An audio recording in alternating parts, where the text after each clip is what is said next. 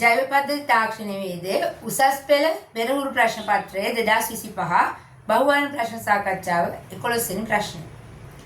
අනවරත ප්‍රවාහ කුටීරය තුළ ජීවාණුහත තත්ත්වයක් පවත්වා ගැනීමට අනුගමනය කරන ක්‍රියාවක් වන්නේ.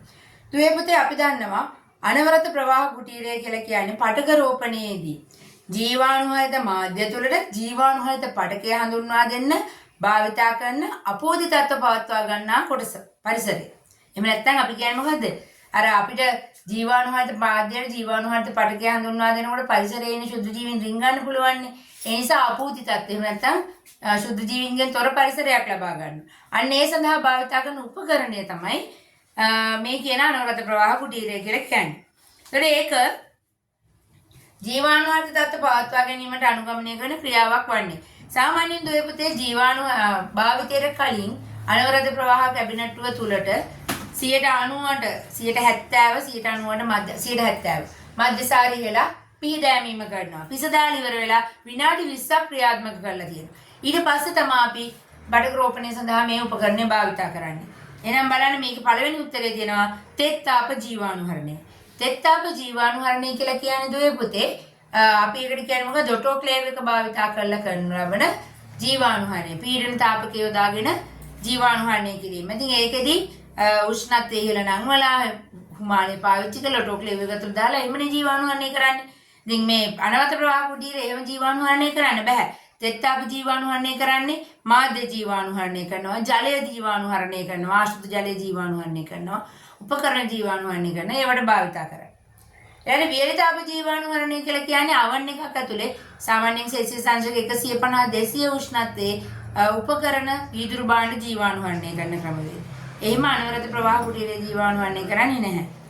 3 මධ්‍යසාර භාවිතයෙන් මතු පිට පිරිසුදු කිරීමයි මම කිව්ව ඔයගලන්ට 70 මධ්‍යසාර ඉහලා හොඳින් පිරිසුදු කිරීමක් තමයි කරන්නේ. ඒක නිවැරදි. 4 කුටීරයේ දොර සම්පූර්ණයෙන් විවෘත කිරීමයි. අනවරත ප්‍රවාහ කුටීරේ වීදුරු දොරක් තියෙනවා. ඉහළට අරින්න පුළුවන්.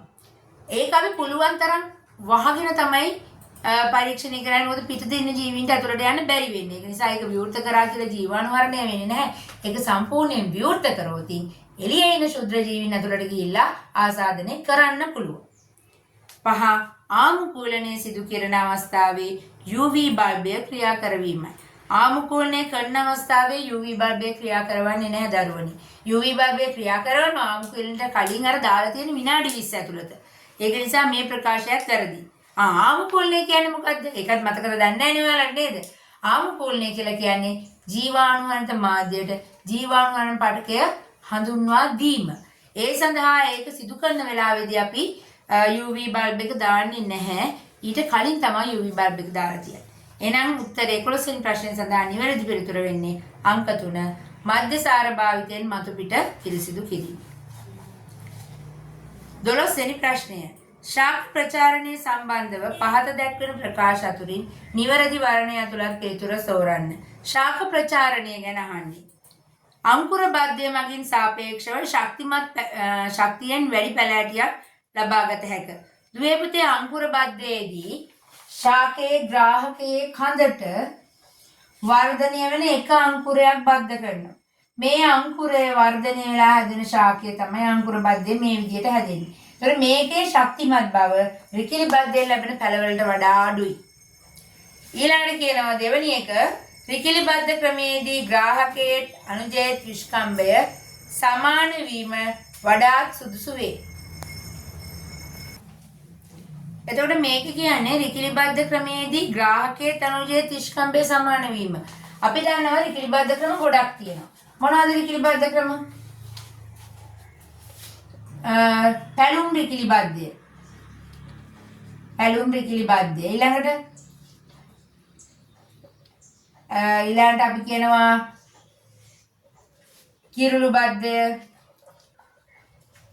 පැති බද්ධය, සමීප බද්ධය නැත්නම් ආරුක්කු බද්ධය, සමීප නැත්නම් ආරුක්කු බද්ධය.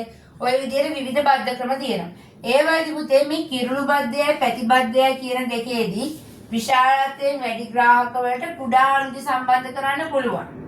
හැබැයි විශේෂයෙන්ම මේ බැලුම් රිකිලි බද්ධය ගැන කතා කරනකොට ගලුම් බෙකිලි බද්ධය, සෑදල බද්ධය, ජීවහා බද්ධය වගේ ක්‍රමවලදී වඩාත් සුදුසු වෙන්නේ ග්‍රාහකයයි අනුජයයි විස්කම්බයෙන් සමාන වීම. එතකොට තමයි හොඳින් කැම්බියම් පඩක ස්පර්ශ වෙන්නේ. එතකොට තමයි මේ බද්ධ කිරීම සාර්ථක වෙන්නේ. එහෙනම් මේ දෙවනි ප්‍රකාශය හරි.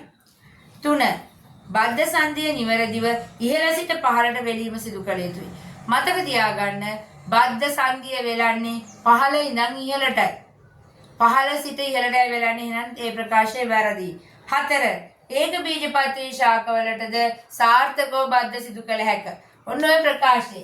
අපි කියනවා නේද ද්විබීජපත්‍ර සඳහා පමණයි බද්ධ කිරීම කළ හැකි කියලා. ඒකට හේතුව ඒක බීජපත්‍රී කඳක් ඇතුලේ මේ සනාල කලාප මෙහිම විසිරලා ගිහිල්ලා තියෙනවා පිළිවෙලකට නෑ. එයාගේ කැම්බියමක් නෑ. අපිට කැම්බියම් පඩක ස්පර්ශ වෙන්න සම්බන්ධ කරන්න බෑ. ඒක නිසා ඒක බීජපත්‍රී ශාකවලට බද්ධ කිරීම කරන්න බෑ. සාර්ථක වෙන්නේ නෑ නෙවෙයි කරන්නම බෑ. ඒක නිසා ඒක හරියන්නේ නෑ. ඒ ප්‍රකාශය වැරදි. 5. සරල අතු බැඳීම මගින් එකවර පැල කිහිපයක් ලබා ගත හැකිය. ද්වේපතේ අතු බැඳීම ගැන කියනකොට මෙහෙම ශාකයක් තියෙනවා නම් සරල අතු බැඳීම කියන්නේ භෞමික අතු බැඳීමක්. ඒ කියන්නේ ශාකත්ත පොළවට ලං කරලා පොළවට යට කරන එක කරන්නේ. එතකොට මේ වගේ ශාකත්ත එක තැනකින් විතරක් කැපුමක් දාලා පොළවට යට කරන එකට තමයි අපි කියන්නේ සරල අතු බැඳීම කියලා. එක අත්තකින් එක පැලයයි අපිට ලබා ගන්න පුළුවන් සරල අතු බැඳීම. ඒක නිසා මේ ප්‍රකාශයත් වැරදි. එහෙනම් මෙතන ශාක ප්‍රචාරණය පිළිබඳ නිවැරදි ප්‍රකාශය වෙන පිළිතුරු අංක 2 විකිලි බද්ධ ක්‍රමයේදී ග්‍රාහකයේ අනුජයේ විස්කම්බයේ සමාන වීම වඩාත් සුදුසු වේ. 13 වෙනි ප්‍රශ්නය.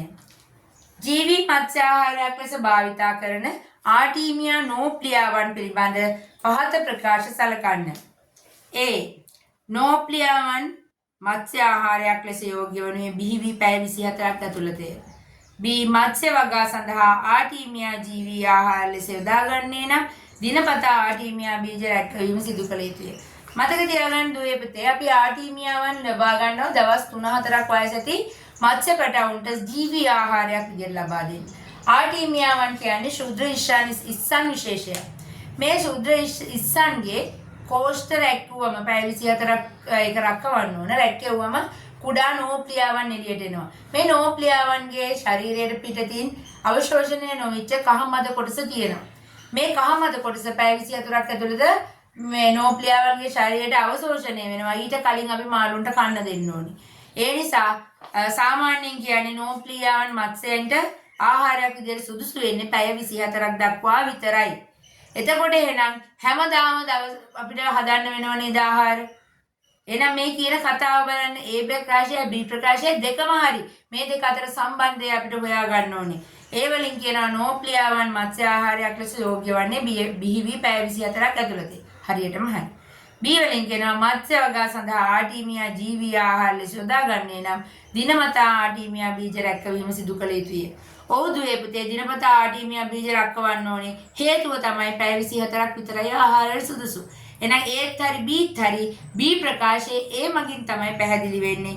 එහෙනම් උත්තරේ 4 වෙන්න ඕනේ. A B සත්‍ය වෙන අතර A මගින් B පැහැදිලි වේ. පිළිතුර අංක 4. ඊළඟ 14 වෙනි ප්‍රශ්නය. මාළු 5ක් දීලා දෙනවා A B C D E කියලා. A කියලා කියන්නේ goldfish, B කියන්නේ angel, C ගුරාමි, D කියන්නේ සාරිගප්පි, E කියන මාළුව බොහෝ දුරට මගුරෙක් වගේ මාළුවෙක් ඉන්නේ. කාෆ් කෙනෙක් වෙනවා. ඒතර ඉහත මත්ස්‍යයන් අතරින් බිත්තර තැම්පත් කරන පැටවුන් දමන මත්ස්‍ය විශේෂ දෙකක් පිළිවෙලින්.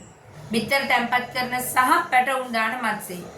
A කියලා කියන්නේ බිත්තර විසිරුවා හරින්නේ. එයා අපේ උත්තරයට ගැලපෙන්නේ නැහැ. B කියන්නේ බිත්තර තැම්පත් කරනවා angel. එහෙනම් අපේ පිළිතුරේ පළවෙනි පිළිතුර විදිහට B තියෙන්න ඕනේ. එහෙම නැති උත්තර කැපුවෙන් පස්සේ උත්තර දෙකයි ඉතුරු වෙන්නේ. C කියන්නේ පෙන කූඩු හදන එක්කෙනෙක්. එයා හරියන්නේ නැහැ. අපෙන් අහන්නේ බිත්තර තැම්පත් කරන සහ පැටවුන් දමන. එහෙනම් දෙවෙනි පිළිතුරේ පැටව දාන එක්කෙනෙක් ඉන්න බෑ. D කියන්නේ සාරිගප්පි. අපි දන්නවා සාරිගප්පි කියන්නේ පැටව දාන මාළුවෙක්. එහෙනම් උත්තරේ B හා D පමණි. පිළිතුර අංක 4. 15 වෙනි ප්‍රශ්නේ තියෙනවා වගුවේ දක්වා ඇති ගවගාල තුළ කිරි දෙවීමේ යන්ත්‍රයේ කොටස් සහ එහි කාර්ය නිවැරදිව ගලපා ඇති පිළිතුර තෝරන්න. මෙතන වගුවක් දීලා තියෙනවා. කිරි දෙවීමේ යන්ත්‍රයේ කොටස් දීලා. එහා පැත්තේ දීලා තියෙනවා කාර්යයන්. එතකොට බලන්න පළවෙනි කොටස රික්තක පොම්පය. ඒකේ කාර්ය විදියට දීලා තියෙන විචලන වායු අවශ්‍යතාවය ස්වයංක්‍රීය පාලනය කිරීම. රික්තක පොම්පයෙන් කරන්නේ අවශ්‍යතාවය අනුව පීඩනය අඩු වැඩි කිරීම, රික්තකයක් ඇති කිරීම හා වැඩි කිරීම. ඒක වැරදි. දෙක අන්තර් ප්‍රතිග්‍රාහකය රික්තක පොම්පයට කිරි ඇතුළු වීම වැළැක්වීම. මතක තියාගන්න දුවේ පුතේ අන්තර් ප්‍රතිග්‍රාහකය කියන්නේ රික්තක පොම්පයට කිරි ඇතුළු වෙන වළක්වන්න භාවිත කරන උපකරණ. අන්තර් දැන් අපි දන්නවා රික්තක පොම්පෙන් වාතය ඉවත් කිරීමත් වාතය නැවත ලබා දීමත් මගින් තමයි කුඩු කෝප්ප තුල මේ චූෂණ තත්ත්වය පාලනය කරන්නේ. එතකොට කුඩු කෝප්පේ තියෙන වාතය ඇදලා ගන්නකොට රික්තකයේ ඇති කර අර්ධ රික්තක තත්ත්වය ඇති කරන්නේ වාතය ඉවත් කරනකොට ඒ වාතයත් එක්ක කිරි යන්න පුළුවන් මොනවද මේ රික්තක පොම්පේට. ඒක වළක්වන්න තමයි අන්තර් ප්‍රතිග්‍රාහකයේ තියෙන කිරි ටික ඒකට එක්කව කරගන්නේ. එනයි ඒ පිළිතුර නිවැරදි. 3 වායු නලය කිරි දෙවීමේ කට්ටලය තුළ ස්පන්දන ක්‍රියාකාරීත්වය පාලනය. කිරි දෙවීමේ කට්ටලය තුළ ස්පන්දන පාලනය කරන්නේ පසුර මගින්. ක්ලස්ටරය කිරි දෙවීමේදී තනපුඩු වල රිද්මයානුකූල චලන උත්තේජනය කිරීම. එතනත් පසුර තියෙන එකකින් කරන්නේ ක්ලස්ටරයෙන් කරන්නේ කුඩු කෝප 4 ඒකකයක් විදිහට පවත්වා ගැනීම. කිරි නලය දෙනුන්ගේ දවා පැමිණි කිරි එක්රැස් කර ගැනීම. කිරි නලයෙන් කරන්නේ කිරි එක්රැස් කිරීමේ බඳුනට දොවන කිරි ටික රැගෙන. එන ඒකත් වැරදි. මෙතන නිවැරදි පිළිතුර වෙන්නේ අන්තර් ප්‍රතිග්‍රාහකය. ඒකට එතකොට පිළිතුර අන්තර් ප්‍රතිග්‍රාහයක රික්තක පොම්පේට කිරි ඇතුල් වීම වැළැක්වීම පිළිතුර අංක 2. අපි 16 වෙනි ප්‍රශ්නේ නම් ඊළඟ වීඩියෝ එකකින් කතා කරමු.